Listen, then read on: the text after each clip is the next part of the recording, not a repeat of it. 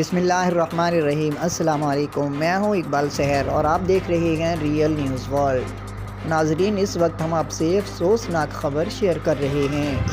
صوبہ خیبر پختونخوا کے 2 اضلاع میں دہشت گردوں کے پولیس پر حملے، 6 سیکیورٹی اہلکار جاں بحق جبکہ متعدد زخمی ہو گئے۔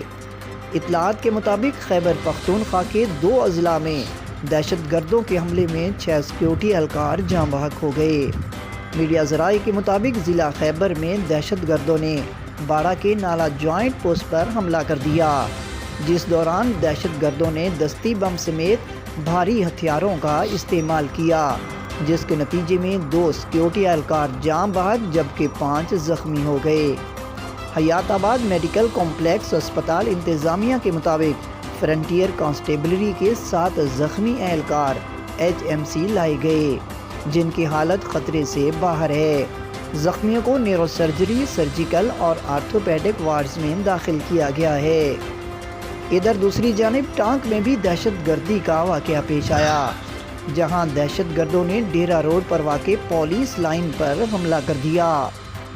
پولیس کا کہنا ہے کہ حملے میں 4 پولیس اہلکار جاں بحق ہو گئے، جبکہ 4 زخمی پولیس اہلکاروں کو طبی امداد فراہم کی جا رہی ہے، جبکہ پولیس کی جوابی کارروائی سے ایک دہشت گرد بھی مارا گیا۔ پولیس کا کہنا ہے کہ دہشت گردوں نے حملہ رات 3 بجے کے قریب کیا، جس کے بعد ڈیرہ روڈ کو ٹریفک کے لیے بند کر دیا گیا اور دہشت گردوں کو پکڑنے کے لیے علاقے میں سرچ آپریشن جاری ہے۔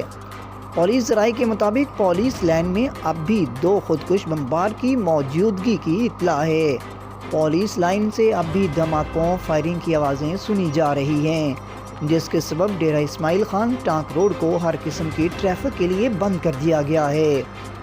خیال رہے کہ چند روز پہلے بھی ڈیرہ اسماعیل خان میں دہشت گردوں نے سیکیورٹی چیک پوسٹ پر حملہ کیا، جس کے نتیجے میں کم از کم 23 فوجی جوان جاں بحق ہو گئے۔